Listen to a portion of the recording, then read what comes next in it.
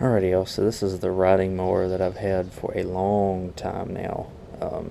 It's actually my grandpa's old mower. I upgraded him to a similar Craftsman that has a automatic or the hydrostatic transmission and has the upgraded steering gear that's much easier to steer than this, because steering on this thing's really loose like the older Craftsmans always are. Gonna be putting tubes in it. This thing's about just over 20 years old, so it's about time to put some tubes in it because it's got pretty dry rotted tires. I keep it sitting under the porch, but it's actually going to go home to my parents so that my dad can use it to get up some leaves, since I've got the snapper with the bagger now. But it's just your run-of-the-mill Craftsman 42-inch 15.5 horsepower Briggs & Stratton. And I'll wash it off here also. Everything's, I mean, obviously y'all see I don't use it very much, but everything is, runs good. Everything's in great shape on it. It's just really dirty right now. And of course you can see the back tires are really split and flat. I've got tubes coming for them too. They were supposed to be here earlier in the week, but I think the post office got something mixed up, so if they're not here by in a couple days, I'm going to go see what's up with those. But I do have the front tubes, so we'll go ahead and put the front tubes on it. And I'll just kind of show you how I go about doing that. First off is, I mean, this one's got a little bit of air in it, but it's just going to go to the wayside like all the other three if I don't change it out. First off, you got to take your valve stems out. So we'll go ahead and start by taking the valve stem covers off here, and we'll get something to get the valve stems off, whether it's just a big pair of pliers or screwdrivers, or a screwdriver. But that'll be the next step after we get all the air out of both of these tires, which I'm pretty sure we're about out of that left one, and then the right one over here, this left one over here, I'll let all the rest of the air out of it, so that it makes it a little bit easier for us to get off. But that's step one. And get the valve stem out is going to be step two. So I got the valve stems off, as you can see. Again, using a combination of the pliers and a little screwdriver. One of them came out easier than the other, but I wouldn't bet on saving these things. They're cheap anyways, if you need to buy new ones. Now I'm going to try and unseat the tire. I'm going to use a combination of a big screwdriver and probably a hammer here in order to try and get this thing unseated from the rim. And so that's going to be the next task. I'm going to try and do it on camera if I can get it done real quick. Here. At least for one of them.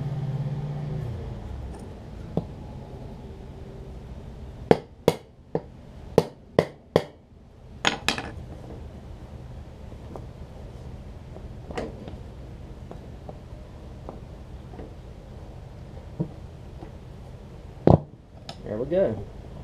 So got it unseated. It wasn't too bad. I'll do the other one here in a second. I've got it jacked up a little bit on a stand here on the porch. I'm going to jack it up just a little bit more so I have more freedom of movement. Then we'll put the tube on. So I've got the new tube here. Got to take the valve stem cap off of it, just like it had to do to get, or just like with any tube you put into a tire here. I'm going to keep it on the mower. I find it's not too hard to keep it on the mower and do this.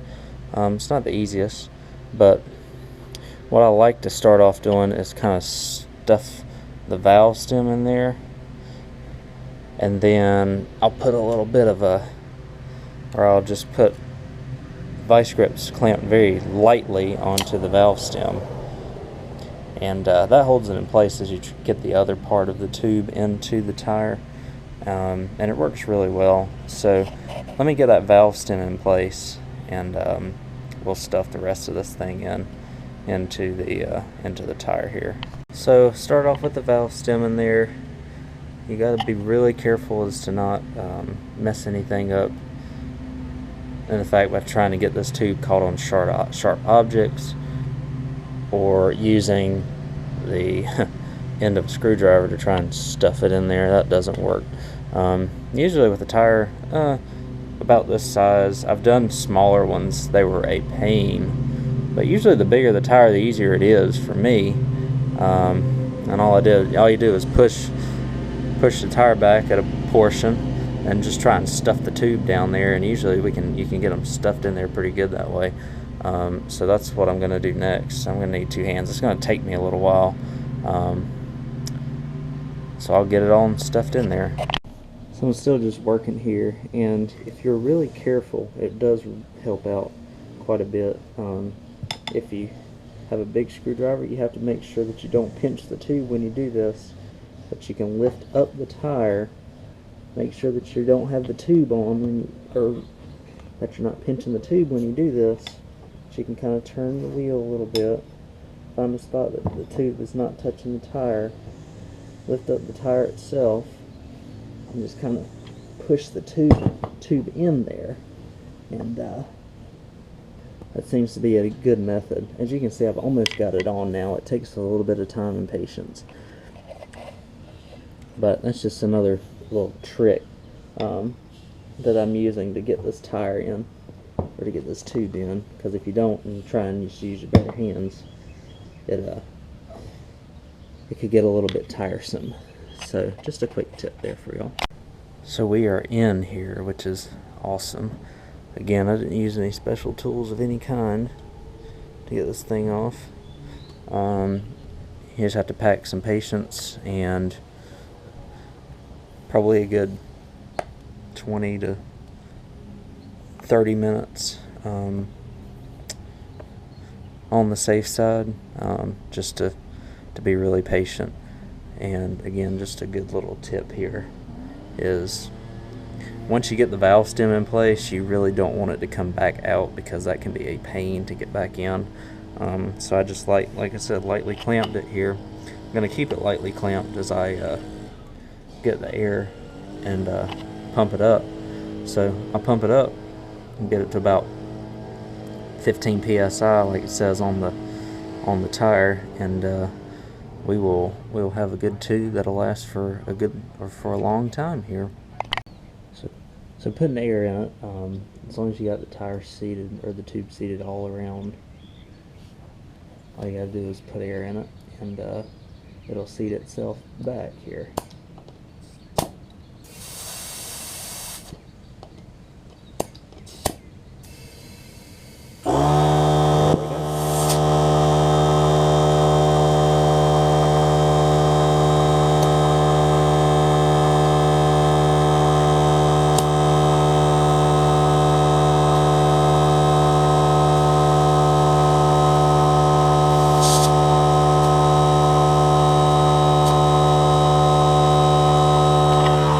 Got about 15 pounds in it, so we're in good shape. Got a nice tube in the tire now. I'll do the other side, but I'll clean this up and I'll show you all a running video before I put it on the trailer tomorrow. I'll put it in a separate video since it's not really part of this, but you know, just a simple way of how to put a tube in a riding mower tire.